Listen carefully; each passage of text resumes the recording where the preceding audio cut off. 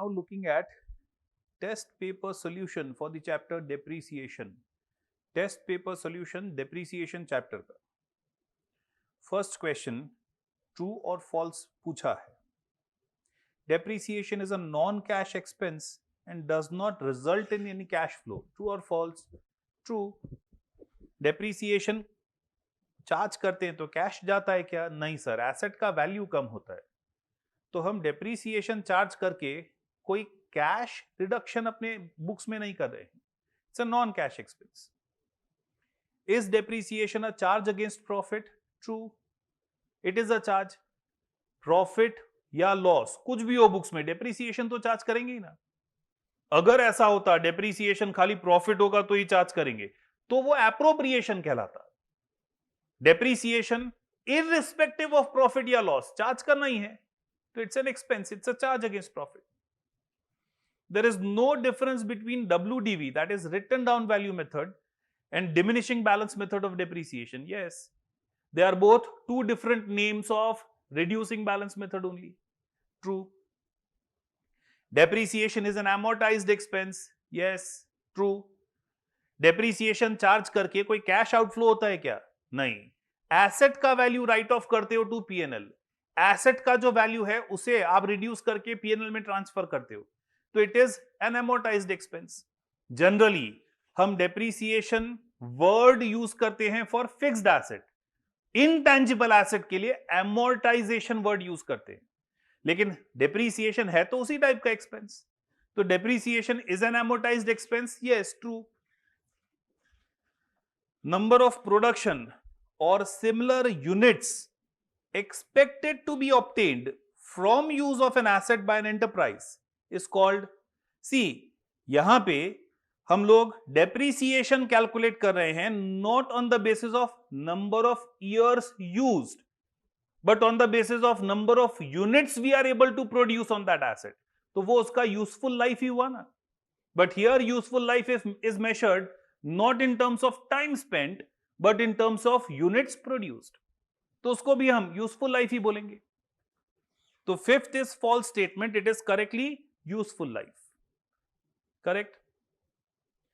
Question number 2, multiple choice questions पूछे हैं. First question बहुत ध्यान से रीड करना है friends. Car is acquired on instalment basis. हमने कार परचेज किया, पेमेंट एक साथ सारा नहीं दिया, इंस्टॉलमेंट में पेमेंट देना डिसाइड किया. Cash price of the car was 3 lakh and company acquired the car for 3,50,000. अब यही स्टेटमेंट समझना है. कैश प्राइस 3 लाख है and we are acquiring it for 3,50,000. इसका मतलब क्या हुआ? कैश प्राइस 3 लाख है means if today only we make entire payment, the amount we are required to pay is 3 lakh. क्या आज सारा पैसा देने वाले हम? नहीं. लेकिन अगर आज सारा पैसा दे दिया जाए, अगर आज ही सारा पेमेंट क्लियर कर दिया जाए, तो जो अमाउंट देना पड़ेगा दैट इज कैश प्राइस. लेकिन हम आज सारा पैसा नहीं दे रहे हैं, हम तो टुकड़ों में इंस्टॉलमेंट्स में पे करेंगे. We are going to pay the amount in instalments. Because हम इंस्टॉलमेंट्स में पे करेंगे, बिकॉज हम लेट पे करेंगे, हमें कितना पे करना पड़ रहा है? 3,50,000. We are acquiring the car by making a total payment of 3,50,000 in instalments. आज सारा पैसा दे दिया जाए तो 3 लाख, इंस्टॉलमेंट्स में पे करेंगे तो 3,50,000. तो why are we suppose to pay this extra payment of 50,000? ये एक्स्ट्रा पेमेंट 50,000 का क्या चीज का दे रहे हैं? सर ये एक्स्ट्रा पेमेंट हम लोग इंटरेस्ट का दे रहे हैं. This extra payment of 50,000 is finance charge, is interest for paying late. तो हम बोल सकते हैं 50,000 एक्स्ट्रा क्या चीज का दिया सर? इंटरेस्ट का दिया.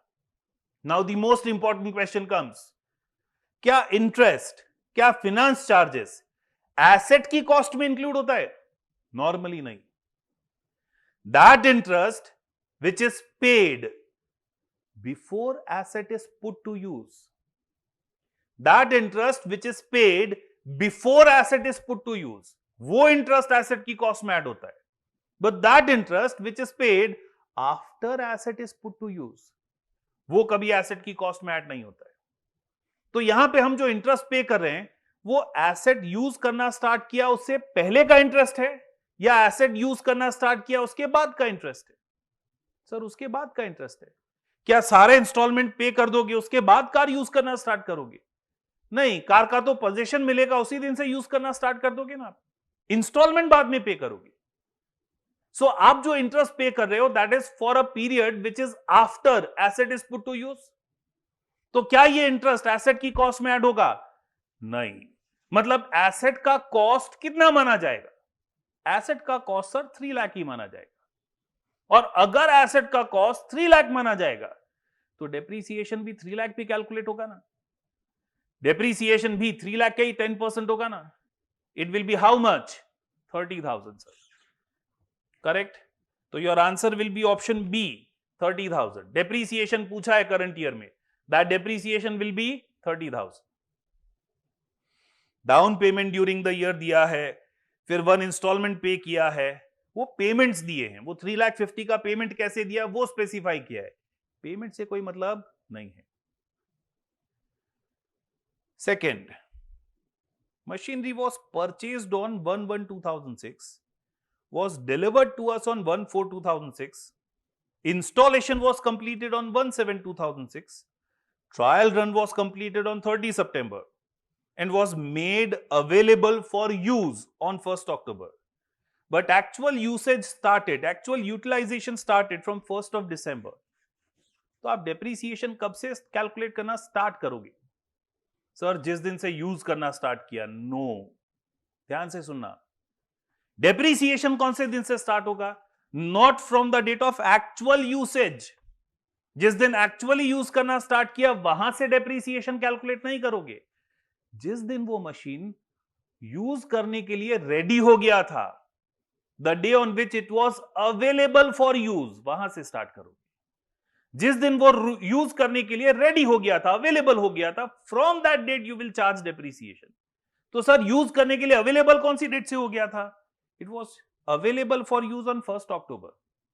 तो हम डेप्रीसिएशन कैलकुलेट करना स्टार्ट करेंगे from 1st October। From 1st October to 31st December 3 months का डेप्रीसिएशन कैलकुलेट करेंगे। करेक्ट? तो correct option will be option D, depreciation will be calculated for 3 months. Third, value of furniture 1st April को 80,000 था। Furniture purchased during the year 40,000। तो 80,000 पहले से पड़ा था, 40,000 और परचेज किया, टोटल फर्नीचर 120 का हो गया। Total furniture with us is now of 1,20,000। During the year some furniture was sold for 15,000 at a loss of 5,000। समझो, 15,000 का फर्नीचर बेचा है क्या? Are we selling furniture costing 15,000? No, we are selling it for 15,000। हम उसे 15,000 में बेच रहे हैं। तो 15,000 तो सेलिंग प्राइस हुआ उसका, और उसे बेच के 5,000 का लॉस भी कर रहे हैं। मतलब जो भी हमारा कॉस्ट था उससे 5,000 कम में बेच रहे हैं। तो कॉस्ट कितना था? 15,000 में बेचा, 5,000 लॉस हुआ। So cost of your machine is 20,000। आपके मशीन का कॉस्ट 20,000 हो गया। Yes sir. तो वापस, साल की शुरुआत में कितने का मशीन पड़ा था? 80,000। परचेस कितने का किया? 40। तो 80 प्लस 40 कितना हो गया? 120 सर। कितनी कॉस्ट का मशीन बेचा? 20,000 सर। तो 80 प्लस 40 माइनस 20। आपके पास साल के एंड में मशीन होना चाहिए 1 लाख का। आपके पास साल के एंड में मशीन होना चाहिए 1 लाख का, लेकिन मशीन अकाउंट का बैलेंस दिख रहा है 70,000। तो कितना रिडक्शन हो गया मशीन की वैल्यू में? 30,000। सर ये रिडक्शन क्यों हुआ? Because of depreciation. तो आपको यही पूछा है डेप्रीसिएशन करंट ईयर का कितना होगा? आई वुड से डेप्रीसिएशन करंट ईयर का होगा 30,000। समझ आया? बिफोर डेप्रीसिएशन वैल्यू हमने कैलकुलेट किया 1 लाख होना चाहिए, बट हमको दिख रहा है वैल्यू 70,000। तो कितना रिडक्शन हुआ एसेट की वैल्यू में? 30,000। So that 30,000 would be due to depreciation. Correct? तो correct option is C, 30,000। Next, following data pertaining to B Limited are available. Cost of second hand plant, second hand plant है, cost of repairing the plant. अच्छा, normally repairs and maintenance हमारा asset का efficiency maintain करने का खर्चा होता है, इसलिए रेवेन्यू खर्चा होता है, वो एसेट की कॉस्ट में इंक्लूड नहीं करते हैं। क्योंकि यहां पे एक सेकेंड हैंड प्लांट खरीद रहे हैं, तो वो second hand plant already use किया हुआ प्लांट है, उसे यूज करने की कंडीशन में लाने के लिए थोड़ा रिपेयरिंग खर्चा हो सकता है किया हो, तो वो सेकेंड हैंड प्लांट पे जो रिपेयरिंग खर्चा किया है वो तो उसे खरीदते समय का खर्चा है। तो ये रिपेयरिंग एक्सपेंस, क्योंकि सेकेंड हैंड प्लांट है, ये रिपेयरिंग एक्सपेंस एसेट की कॉस्ट में ऐड होगा। वेजेस पेड फॉर इंस्टॉलेशन वो भी ऐड होगा। फायर इंश्योरेंस प्रीमियम ऐड नहीं होगा। तो एसेट का कॉस्ट कितना होगा? 1,80,000 plus repairing expense of 20 plus installation charges of 5,000, 2,05,000 will be cost of asset. तो option C. 5, rate of depreciation is same, rate of depreciation is same, then amount of depreciation under straight line method vis-a-vis written down value method will be, see suppose asset का cost 100 है, asset का cost 100 है, rate of depreciation 10% है, cost 100, rate 10%, तो depreciation straight line method से तो हर साल 10 rupees होगा, straight line method से हर साल 10 रुपीज होगा, रिटर्न डाउन वैल्यू मेथड से सर पहले साल का 10, दूसरे साल का 9 रुपीज, 100 माइनस 10 90 पे कैलकुलेट होगा ना, तो दूसरे साल का 9, तीसरे साल का 8.1 एंड सो ऑन। मतलब स्ट्रेट लाइन मेथड से हर साल सेम रहेगा 10, रिड्यूसिंग बैलेंस मेथड से पहले साल 10, दूसरे साल कम होता जाएगा। तो हम बोल सकते हैं स्ट्रेट लाइन मेथड में डेप्रीसिएशन, दोनों मेथड में डेप्रीसिएशन पहले साल तो सेम ही रहेगा, बट फर्दर ईयर्स में स्ट्रेट लाइन मेथड में हायर रेट ऑफ डेप्रीसिएशन होगा compare to written down value method. तो correct option will be B, equal in first year but higher in subsequent years. Correct. I hope आपको objective समझ में आए। See these objectives are important so that conceptually आपको और chapter में clarity आए। तो आपको हर एक चैप्टर के पीछे जो ऑब्जेक्टिव्स दिए हैं वो अच्छी तरह सॉल्व करने हैं, एमसीक्यूज, शॉर्ट क्वेश्चंस जो भी दिए हैं, just solve them thoroughly. Question 3 then. Question 3 friends, question 3 में आपको क्या दिया है? Machinery account at cost of a firm for 3 years ended 31st December आपको दिया है। You are given a machinery account in the question and that machinery account is maintained at cost. 1st January 2006 to cash 50,000. It is not 55, it is 50,000. Printing error. It is 50,000. So we have purchased first machine for 50,000. Balance is carried forward in first year. Second year, second machine 20,000 का खरीदा है. Total balance of cost is 70,000 now. Third year 15,000 का एक third machine खरीदा है, तो we are in total having 3 machines. Depreciation हम charge कर रहे हैं at 20% on diminishing balance method and was accumulated in provision for depreciation account. On 1/10/2009 machine number 2, the second machine, was damaged and had to be replaced by a new machine costing rupees 25,000. Machine was insured and insurance claim of 12,400 was admitted by insurers. आपको machinery account, provision for depreciation account and machine disposal account prepare करना है for 2009. Depreciation during the year is provided for which each machine is in use. तो आपको सबसे पहले क्या करना है? We are supposed to do working. We are actually having 4 machines.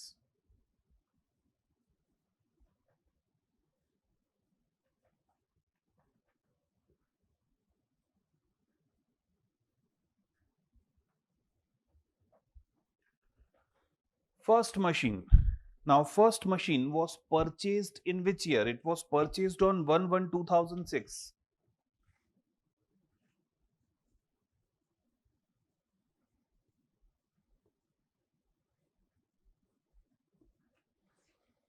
first machine was purchased on 1/1/2006 for 50,000.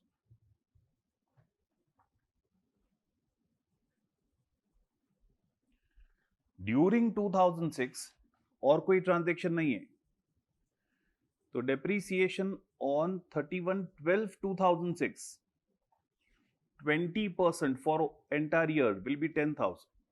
20% वो भी पूरे साल के लिए.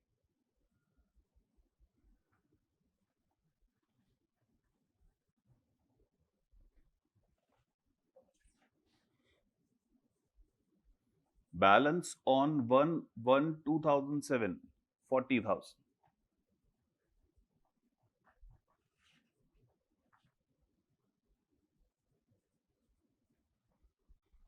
2007 में 1st July second machine was purchased. Purchase on 1st of July. You are purchasing second machine for 20,000.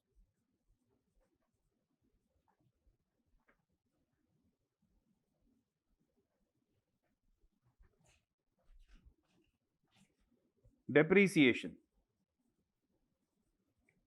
on 31/12/2007. First machine पे 20% will be 8,000. Second machine पे 20%, but for 6 months will be 2,000.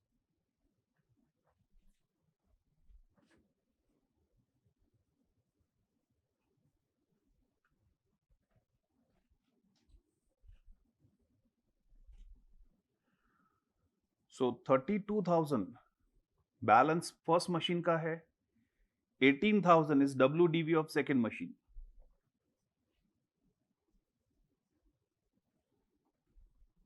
This is balance on 1/1/2008.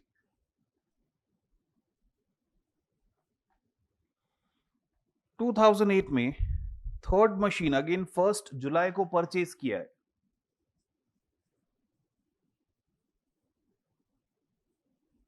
On 1st of July 2008 third machine हमने purchase किया है, that is of 15,000. Third machine purchased is of 15,000.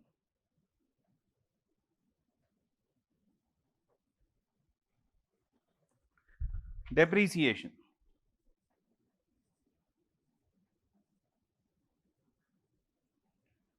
on 31/12/2008. Depreciation on 31/12/2008 6,400 on this first machine, diminishing balance method है. 3,600 on this second machine and 1,500 20% for 6 months on this third machine. Total depreciation comes to 11,500.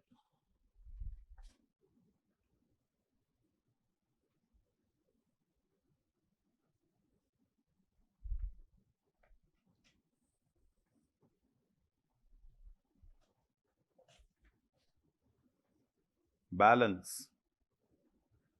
on 1/1/2009 25,600, 14,400, 13,500.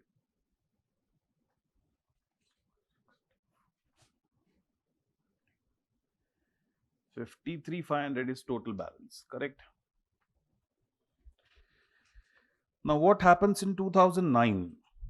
1/10/2009 our second machine was damaged. 1/10/2009 second machine was damaged and therefore disposed of.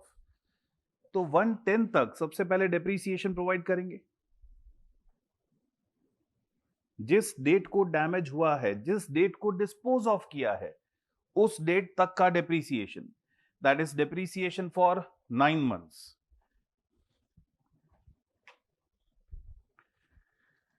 On 14,400, 20% for 9 months. 2,160 is depreciation.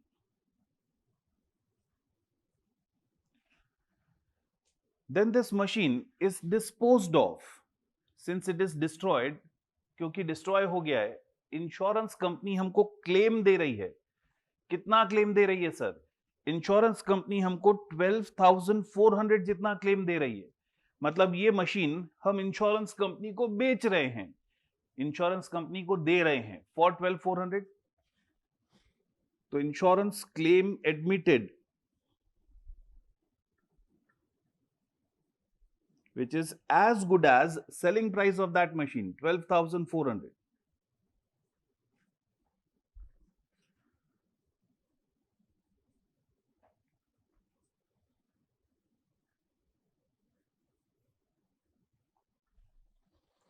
So 14,400 was its book value minus depreciation 2,160. 12,240 आता है। 12,240 book value का machine insurance company को 12,400 में बेचा है, तो 160 actually profit हो रहा है ना हमको।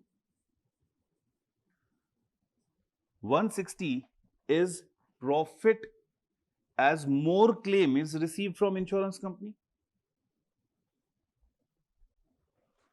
Correct? 14,400 minus 2,160 comes to 12,240. 12,240 का मशीन इंश्योरेंस कंपनी ले रही है फॉर 12,400. सो 160 का बेनिफिट मिल रहा है हमको। On that same date, we are also purchasing a new machine. Purchase on 1/10/2009. We are purchasing a new machine for 25,000.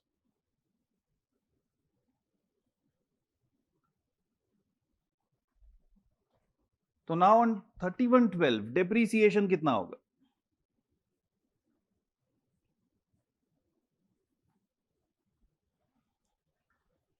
25%, 25,600 पे 20%,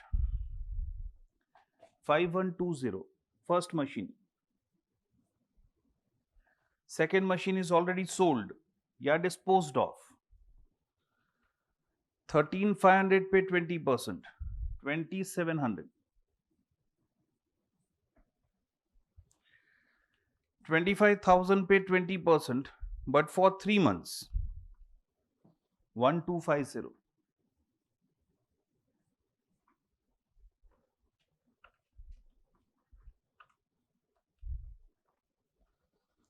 Total depreciation 9,070.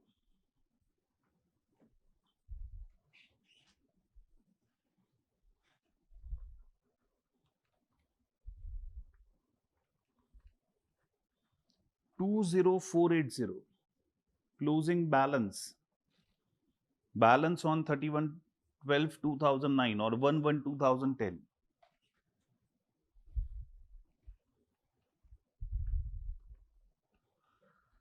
10,800.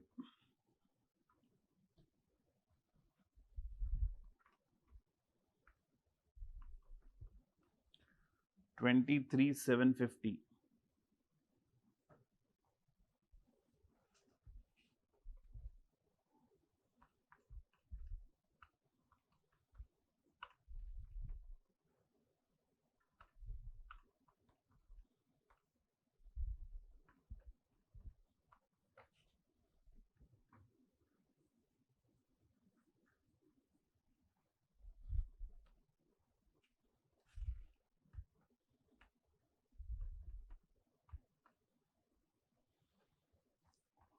Working I suppose आप लोग को समझ में आया।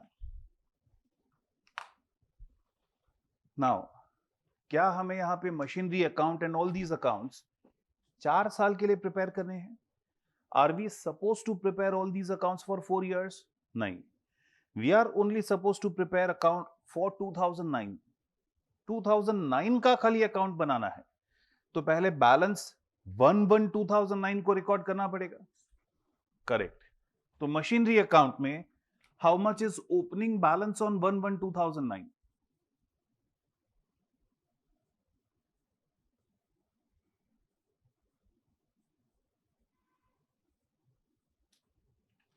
क्या मशीनरी अकाउंट में इस बैलेंस का टोटल होगा? 53,500 बैलेंस होगा। Sir, provision for depreciation maintain किया है। जब हम प्रोविजन फॉर डिप्रिसिएशन मेंटेन करते हैं, एसेट अकाउंट हमेशा मेंटेन करते हैं उसकी कॉस्ट पे। Not at WDV। तो एसेट का टोटल कॉस्ट हमको दिया हुआ है, इट इज 85,000। मतलब मशीनरी अकाउंट में 85,000 जितना बैलेंस होगा and provision for depreciation account में कितना बैलेंस होगा। तो सर ये मशीनरी पे अभी तक जितना भी डेप्रीसिएशन हमने चार्ज किया है वो सारा हमने प्रोविजन में जमा किया होगा। जितना भी डेप्रीसिएशन अभी तक प्रोवाइड किया है all must have been accumulated in our provision for depreciation account. तो how much is total depreciation provided? Total column में देखो, first year we provided depreciation of 10,000 plus second year we again provided depreciation of 10,000 plus third year we provided depreciation of 11,500। तो 10 plus 10 plus 11,500 total depreciation provided up to now. अभी तक total depreciation कितना provide कर दिया है? 31,500। So provision for depreciation account में balance कितना होगा? 31,500।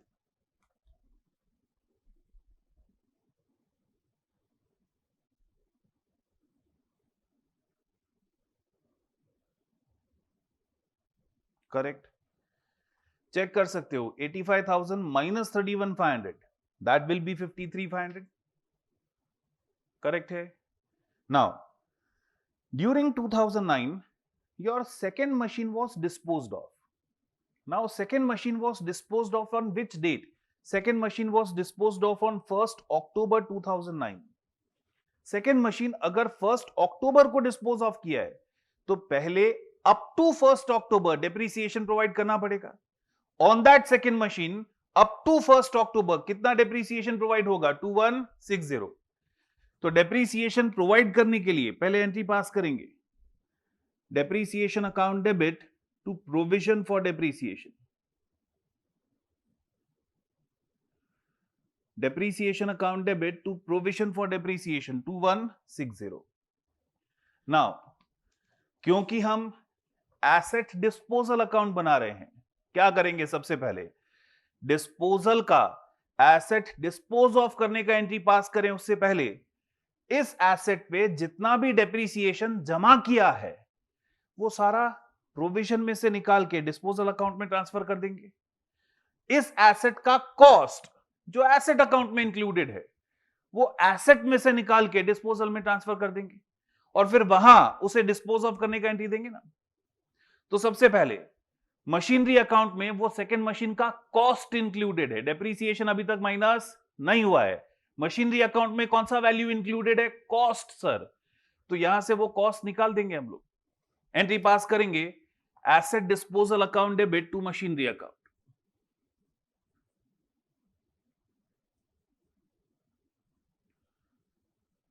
Bye disposal of machine account,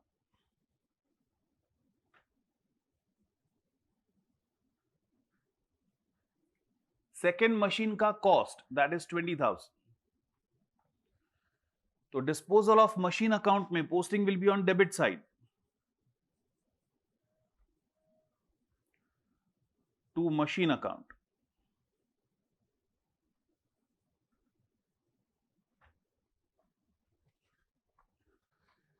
second machine का टोटल डेप्रीसिएशन कितना अक्यूमुलेटेड है? सेकेंड मशीन का टोटल डेप्रीसिएशन पहले 2000 चार्ज किया, फिर 3600 चार्ज किया और फिर 2160 अभी चार्ज किया। तो 2000 plus 3600 plus 2160 it comes to 7760। 7760। So that 7760 will be taken out of provision and transferred to asset disposal account.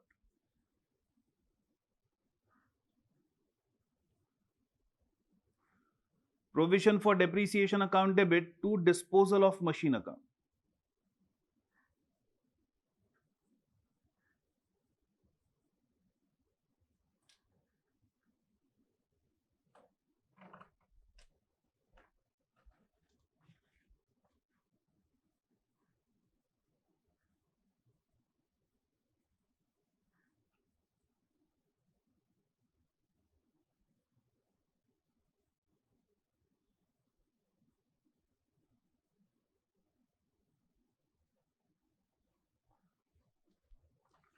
And now for disposing of that machine, for selling that machine to insurance company. You are disposing of that machine at loss or profit? Sir, we are disposing of that machine at profit. मतलब वो machine का value बढ़ा के फिर insurance company को दिया है, तो उसका वैल्यू बढ़ाने के लिए फर्स्ट एंट्री क्या आएगा? Disposal of machine account debit to profit,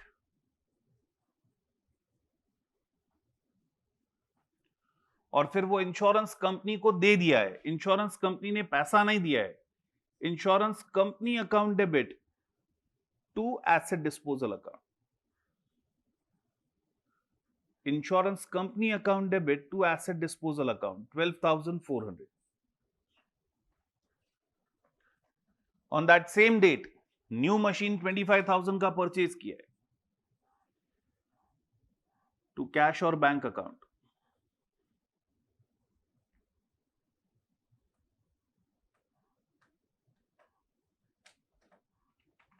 And then on 31st December, depreciation on total unsold machine entry हो जाएगा depreciation to provision for depreciation 9070. 9070.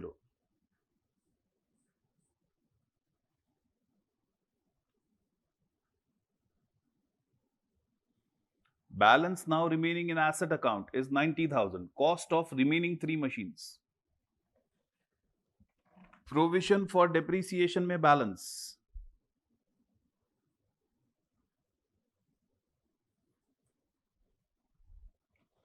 Provision for depreciation account में balance.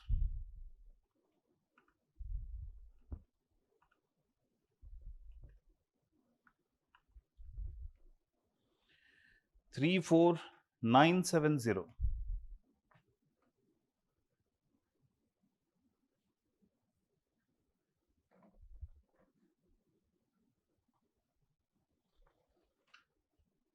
Please pause and copy this example.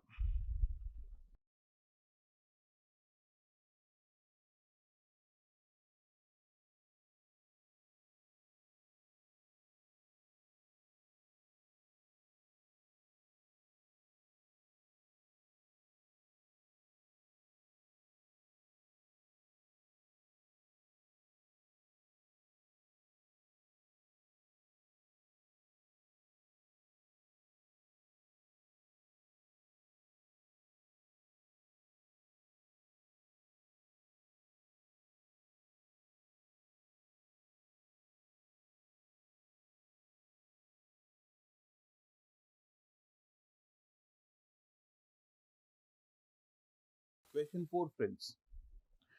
On 1/1/2007, a new plant was purchased by Mrs. Kalyani Basu for rupees 1 lakh and a further sum of 5,000 was spent on its installation. तो हम बोल सकते हैं plant जो 1/1/2007 को खरीदा है उसका कॉस्ट 1,05,000 है.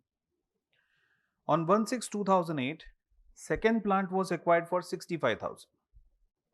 On 2nd October 2009, first plant was totally destroyed. An amount of 2,500 was realized by selling the scrap. It was not insured. तो बाकी का सारा अमाउंट जो रियलाइज नहीं हुआ वो सारा हमारा लॉस होगा. 2010-2009, second hand plant was purchased for 75,000 and a further sum of 7,500 was spent. Further sum of 7,500 was spent on repairs and 2,500 on its erection. So 75,000 का प्लांट परचेज किया है and total 10,000 का खर्चा किया है for erection. It came into use on 15/11/2009. Depreciation has been provided at 10% on original cost annually on 31st December. ध्यान से read कीजिए. Depreciation is provided at 10% and not 10% per annum. Rate of depreciation is 10%. Per annum नहीं दिया है. And if expression per annum is not given, we are supposed to calculate depreciation for entire year, irrespective of date of purchase or sale. कोई भी date को purchase या cell क्यों ना किया हो, हमको तो पूरे साल का डिप्रिसिएशन ही कैलकुलेट करना है, हमको तो सिंपली 10% कैलकुलेट करना है, because the rate 10% here is not for 12 months. जो रेट आपको दिया है वो 12 मंथ्स का रेट नहीं दिया है, तो हमको डेप्रिसिएशन पूरे साल का कैलकुलेट करना ही नहीं है या मंथ्स के हिसाब से कैलकुलेट करना ही नहीं है। We will only calculate depreciation at the end of the year on balance of machinery at the end of the year for entire year. मतलब हमने 1 दिसंबर को मशीन खरीदा है, उस पे भी हम depreciation 10% for entire year he calculate करेंगे। सर हमने 15 दिसंबर को मशीन बेच दिया है, उस पे कोई डेप्रिसिएशन कैलकुलेट नहीं करेंगे। We will only calculate depreciation on closing balance of machine for entire year. Clear? It was the practice to provide depreciation for full year on all acquisitions made at any time during the year, and to ignore depreciation on any item sold during the year. That is what we discussed. Accounts are closed annually on 31st December. In December 2009, it was decided to change method of depreciation and to follow the rate of 15% on diminishing balance method. तो 2009 में हमने rate of depreciation change कर दिया है। Show plant account, plant disposal account and provision for depreciation account for 3 years। तो we are suppose to prepare these accounts for 3 years। तो हम लोग अपना वर्किंग पहले कर लेते हैं।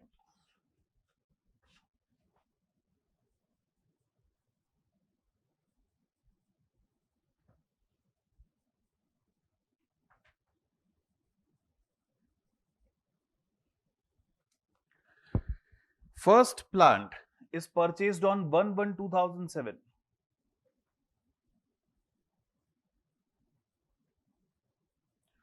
And this first plant is purchased for 1,05,000.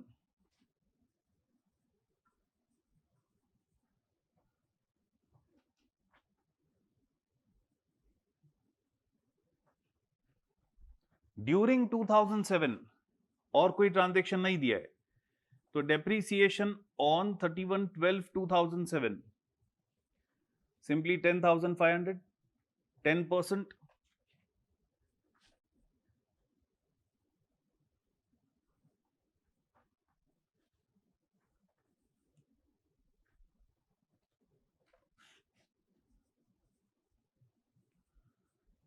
Balance on 1/1/2008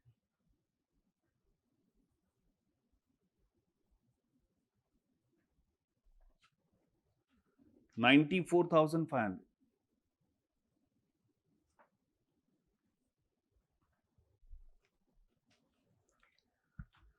Then on 1/6/2008, second plant was purchased.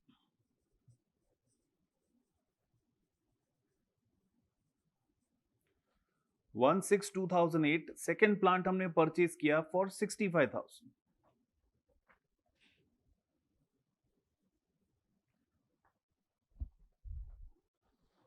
2008 में और कोई ट्रांजेक्शन नहीं है, तो डेप्रीसिएशन ऑन 31/12/2008 फर्स्ट प्लान पे स्ट्रेट लाइन मेथड है तो 10,500 ही आएगा।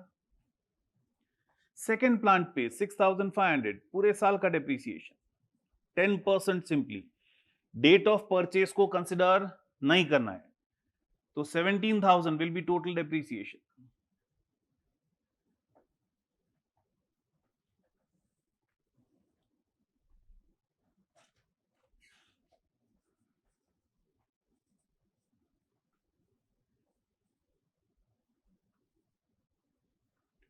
$84,000।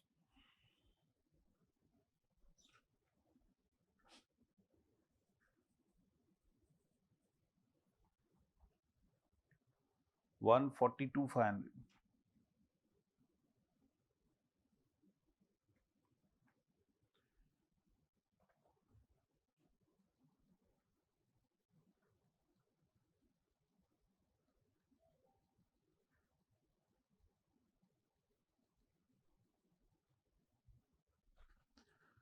Then on 2nd October 2009, 2nd October 2009 first plant was totally destroyed. Since first plant was totally destroyed, कब destroy हुआ? 2nd October 2009. तो सर 1/1/2009 से 2nd October 2009 का डेप्रीसिएशन प्रोवाइड करेंगे? नहीं, हम तो डेप्रीसिएशन ईयर के एंड पे on whatever closing balance is there उस पे कैलकुलेट कर रहे हैं। तो 2nd अक्टूबर को प्लांट डिस्ट्रॉय हुआ, उसका कोई डेप्रीसिएशन चार्ज नहीं करेंगे।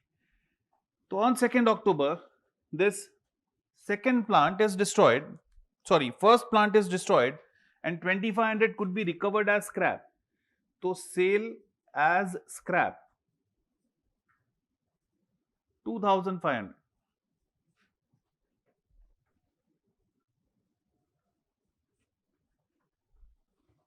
तो हम बोल सकते हैं बाकी का 81,500 is loss।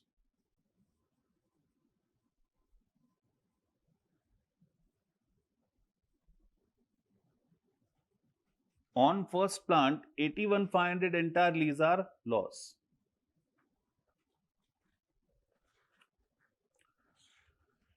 On 2010-2009 third plant हमने परचेज किया है, टोटल 85,000 का।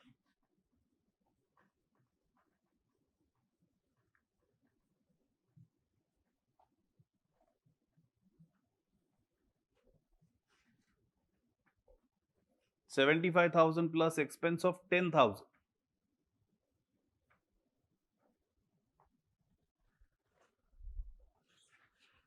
डेप्रीसिएशन, अच्छा 2009 में तो method of depreciation was changed. Third plant is purchased on 15/11/2009। It came into being on 15/11/2009। तो थर्ड प्लांट पे डेप्रीसिएशन अब चार्ज करना है not at 10%, at 15%। Depreciation on 31/12/2009 ये डिस्ट्रॉयड है, इस पे कोई डेप्रीसिएशन नहीं।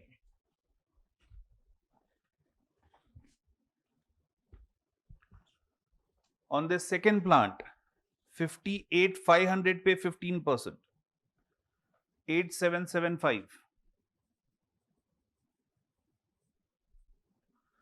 थर्ड प्लांट 85,000 पे 15%, 12,750।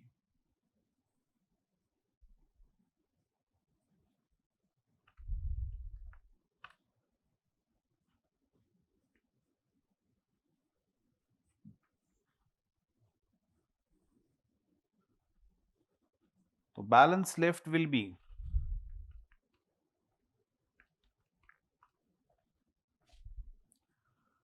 49,725,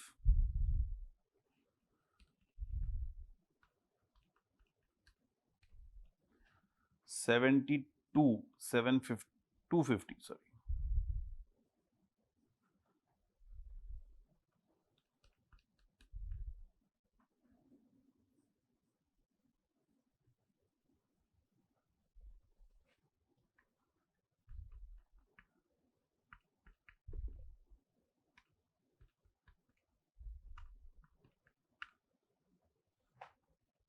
correct.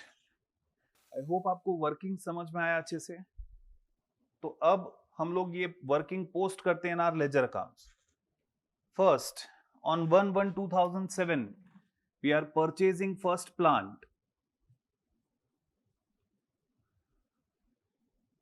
asset account debit to bank account। We are purchasing first plant for total 1,05,000।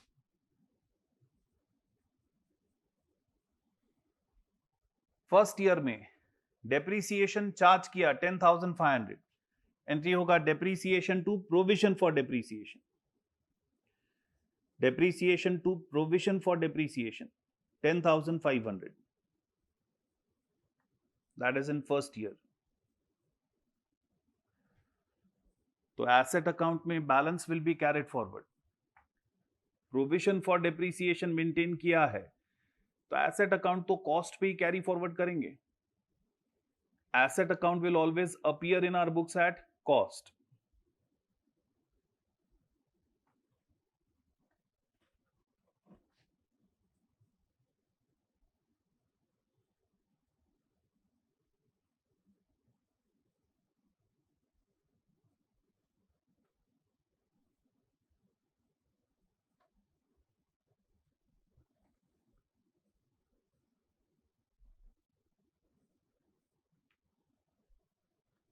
Provision for depreciation,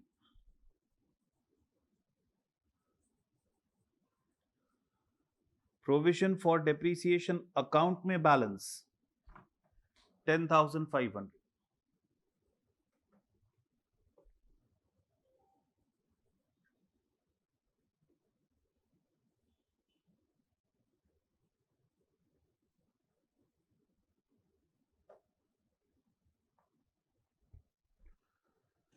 Second year, you purchased another machine for 65,000. Plant account debit to bank on 1/6/2008.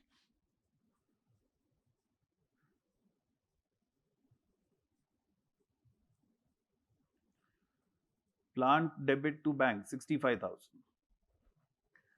Second year, depreciation total provided is 17,000. Depreciation account debit to provision for depreciation.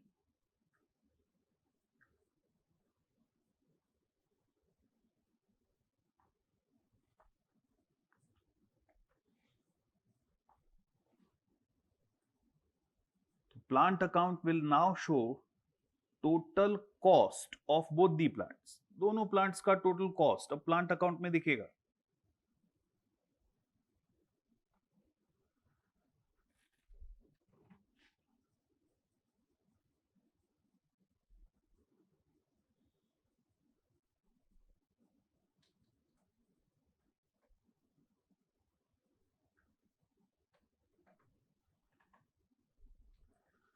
Provision for depreciation account, provision for depreciation account में balance दिखेगा 37,500.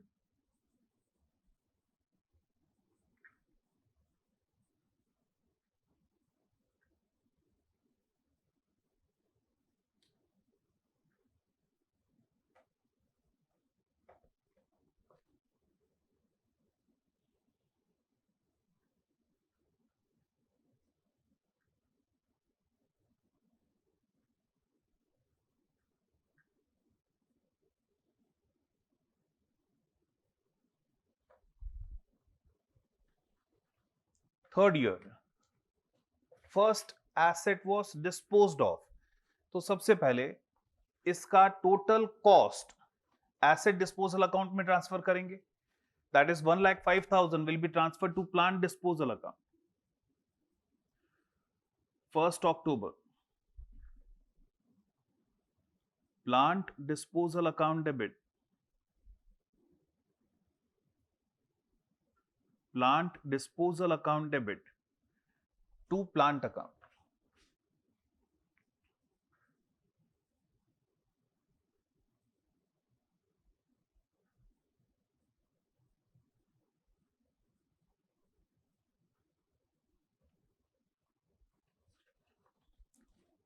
First asset पे total कितना depreciation provided है sir? 2 साल में 10,500 10,500 total 21,000 depreciation provided है.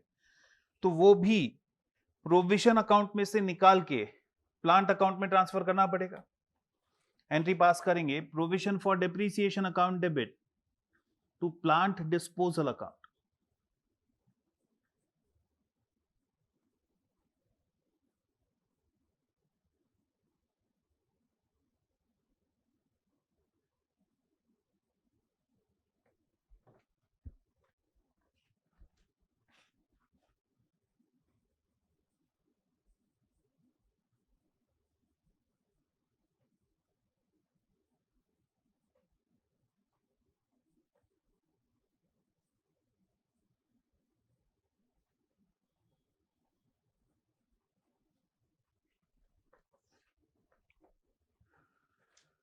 Now balance in plant disposal account is, sorry, this is 1,05,000.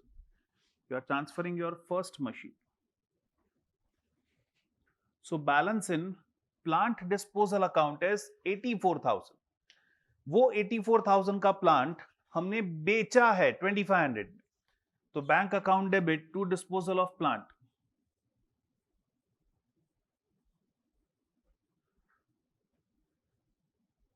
Result of which was loss by accident account debit. loss by accident account debit to disposal of plant.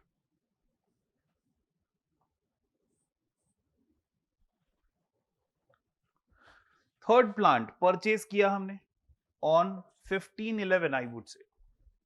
Third plant to bank account 75,000 and to cash account 10,000. And then on 31/12/2009 total depreciation हम कितना provide कर रहे हैं? It is 2152 high. Total depreciation कितना provide कर रहे हैं? 21525. depreciation account debit to provision for depreciation.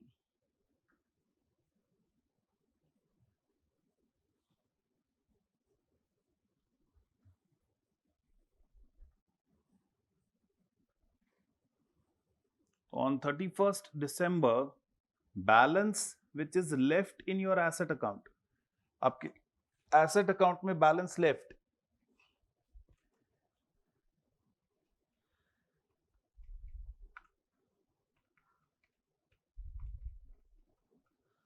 1,50,000. Provision for depreciation account में balance left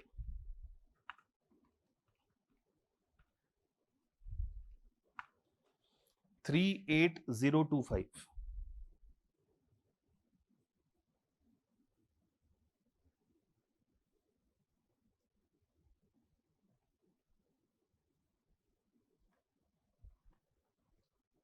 Correct?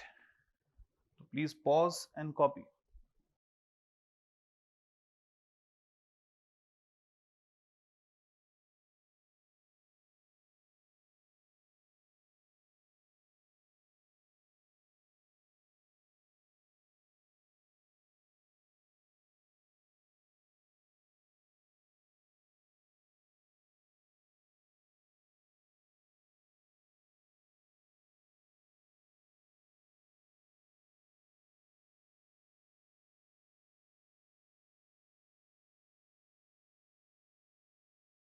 Question 5.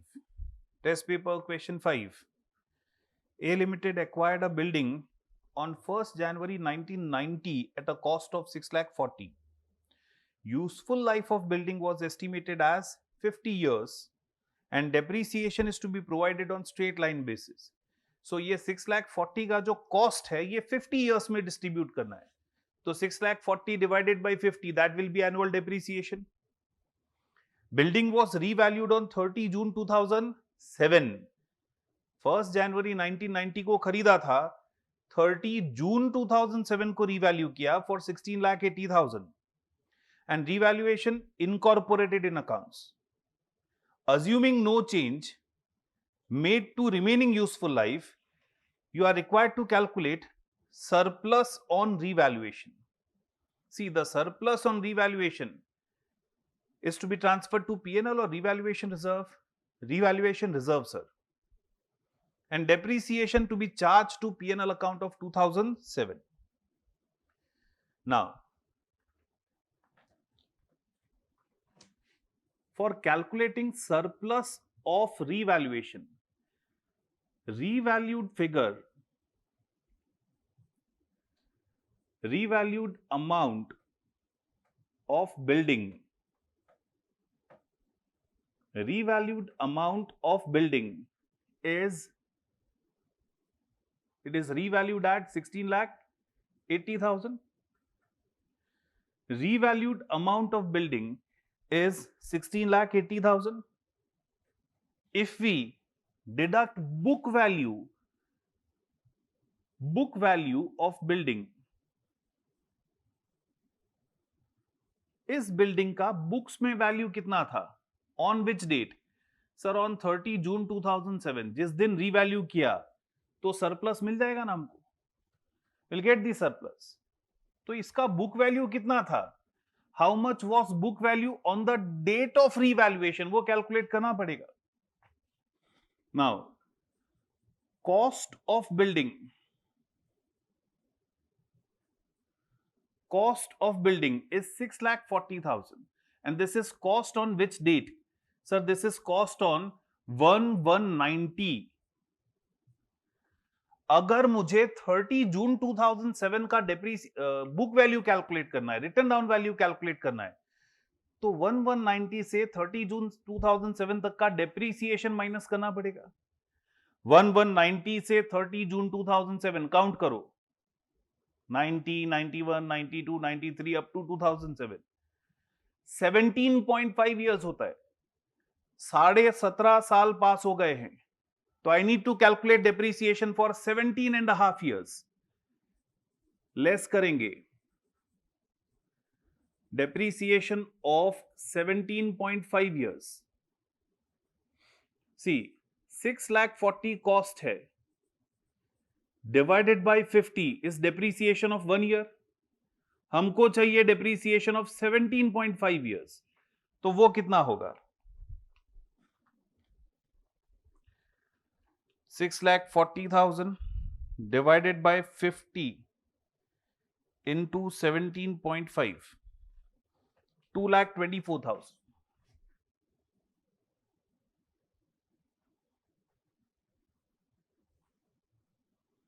So 4,16,000 will be book value on 30 June 2007. तो ऑन 30 जून 2007 हमारे एसेट का value books में 4,16,000 था। हमने इसे अपवर्ड रीवैल्यू किया बाय अप टू 16,80,000। 416 का वैल्यू बढ़ा के 1680 कर दिया है। सो 12,64,000 का सरप्लस हुआ ना। How much is surplus on revaluation? 12,64,000। ये जो सरप्लस है, कैन आई से this is my profit? Increase in value of asset, so this is my profit. क्या ये प्रॉफिट ट्रांसफर करूंगा टू पीएनएल? नो। क्या ये प्रॉफिट रियलाइज्ड है, मिल गया है मुझे?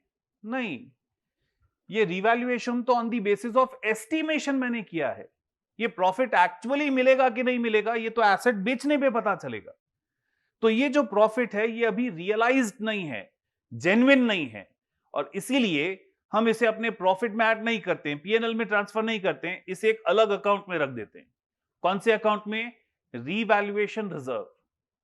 मतलब अपने एसेट का वैल्यू, बिल्डिंग का वैल्यू 12,64,000 इंक्रीज करने के लिए एंट्री क्या पास किया जाएगा? It will be building account debit to revaluation reserve. Correct? तो आपको एक नोट लिख देना है, this surplus will be transfer to revaluation reserve. Clear?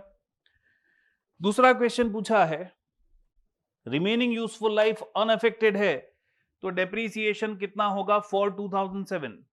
अच्छा, 2007 का डेप्रीसिएशन पूछा है, correct?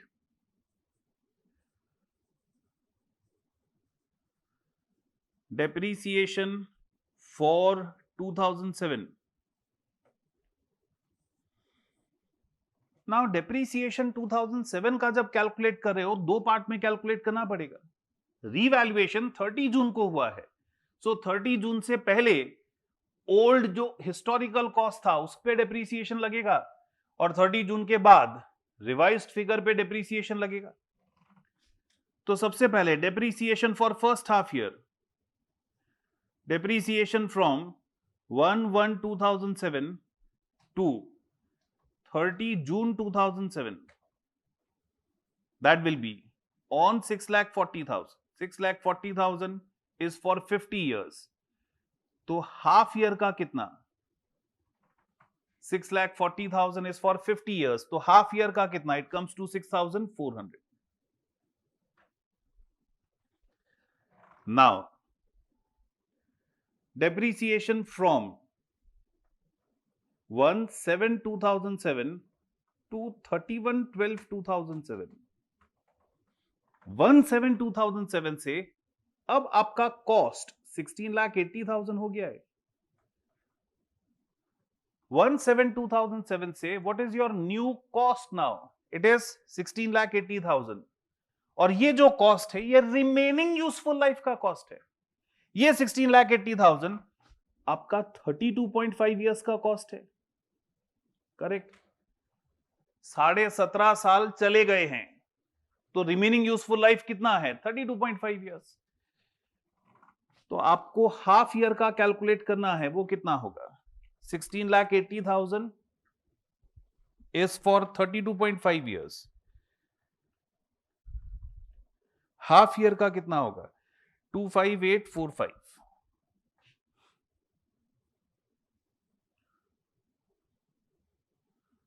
So depreciation for current year will be how much? 25845 plus 6,400. 32,245. Current year's depreciation will be 32,245. Correct? समझ में आया? तो प्लीज पॉज एंड कॉपी।